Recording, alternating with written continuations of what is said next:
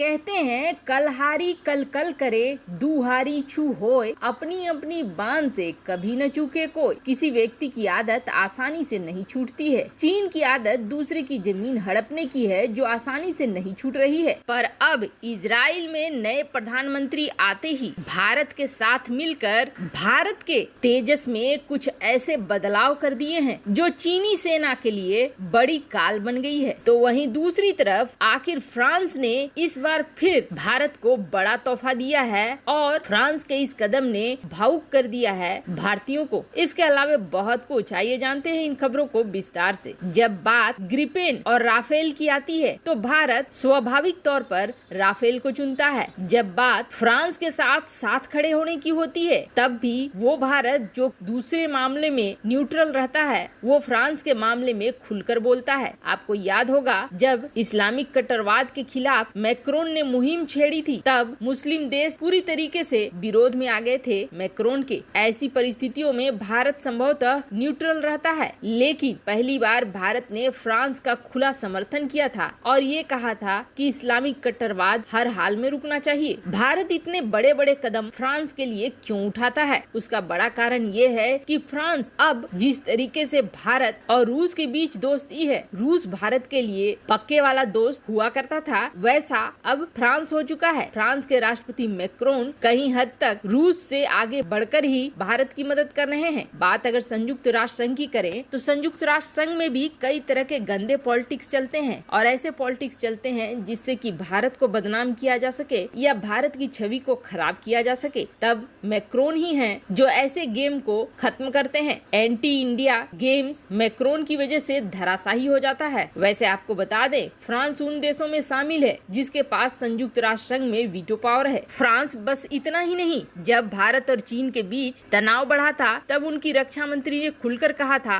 कि भारत की सैन्य सहायता के लिए भी फ्रांस तैयार है। किसी देश का शासन कभी खुलकर किसी दूसरे के जंग में इस तरीके से नहीं कहता है, लेकिन फ्रांस की तरफ से ये उत्तर आया था। ये भारत और फ्रांस के बीच बढ़ती हुई साझेदारी का ही नतीजा है। और जब महामारी काल फैली तब फ्रांस ने भारत को ऐसी मदद नहीं दी जो कि तुरंत खत्म हो जाए, बल्कि फ्रांस ने भारत को अपने पैरों पर खड़ा होने के लिए पूरी मदद की, जिसकी वजह से मई में 8 ऑक्सीजन जनरेटर भेजे फ्रांस ने। जिस समय को महामारी की दूसरी लहर का प्रकोप था, उस समय फ्रांस ने काफी आगे बढ़ चढ़कर भारत की मदद की। लेकिन अब धीरे धीरे महामारी का प्रकोप खत्म हो रहा है, जिसके बाद कई देश हैं जिन्होंने अब सहायता देनी बंद कर दी है। लेकिन इनमें फ्रांस अभी भी वो देश है जिसने सहायता देनी बंद नहीं की है, बल्कि भारत को अब इस चीज के लिए तैयार कर रहा है कि अगर फिर से कोई मुसीबत आती है तो भारत को किसी के सामने झुकने की या मांगने की जरूरत न पड़े। इसके लिए फिर से फ्रांस ने जहां 10 ऑक्सीजन जनरेटर भेजे हैं, तो वहीं भारत के आत्मनिर्भर प्लान को खास तौर पर जाहिर किया गया है। भारत में फ्रांसीसी राजदूत इमैनुअल लेनिन ने इस बात को ट्वीट करके जानकारी दी कि फ्रांस ने 10 ऑक्सीजन जनरेटर भारत को दिए और 10 इंडियन हॉस्पिटल में इसे आत्मनिर्भर प्लान के तहत लगाया गया है। साथ ही उन्होंने आगे ये भी कहा कि फ्रांस और भारत के बीच ऐसी रणनीतिक साझेदारियां लंबे समय तक चलती रहेंगी। अब इस आत्मनिर्भर प्लान के तहत फ्रांस भारत को पूरी तरीके से तैयार करने में मदद कर रहा है कि अगर तीसरी लहर भी आती है तो भारत को उसे संभालने में कोई दिक्कत नहीं हो। साथ ही साथ उन्होंने ये भी जता दिया कि भारत और फ्रांस एक रणनीतिक साझेदार हैं और ऐसा करते रहेंगे। ये बहुत बड़ी बात है पूरी दुनिया के सामने इस चीज को जताना कि हम हर क्षेत्र में भारत की मदद करने को तैयार हैं। ये बेहद चुनौतीपूर्ण होता है, खास करके जियोपॉलिटिक्स में, क्योंकि कई देश अपने अपने हितों को ही देखते रह जाते हैं। वहीं दूसरी तरफ इजराइल में नेतन्याहू की सरकार चली गई और बेनेट बैठ गए हैं कुर्सी पर। तब ये कयास लगाए जाने लगे